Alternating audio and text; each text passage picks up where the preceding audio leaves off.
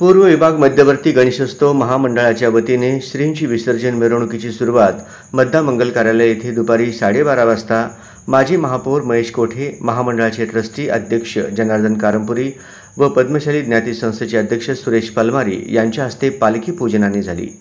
यावेळी उत्सव अध्यक्ष श्रीकांत कोंडा, कार्याध्यक्ष विनोद केंजरला, प्रसिद्धी प्रमुख गिरीश गोस्की, मिरवणूक प्रमुख राजदत्त गुंजाळ, खजिनदार अनिल जक्कन, सचिव मनोज पिस्के, विश्वस्त पांडुरंग दिड्डी, विष्णू कारंपुरी, अजय दासरी, रामचंद्र जन्नू, संतोष सोमा, सुदीप चाकोते, महांकाळ एलदी, शेखर कटकम, विनोद देवीदास, व्यंकटेश आकेन, विजयकुमार गुल्लापल्ली, युवा नेते उमेश मामड्याल, गोपीकृष्ण वड्डेपल्ली, शुभम एकलदेवी, सुरेश यल्लारम, सुनील गौडगाव,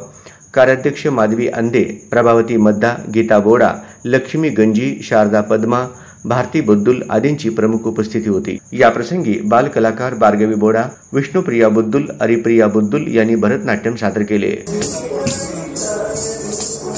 तर अशोक चौक वजनी मंडळाने भजन सादर केली।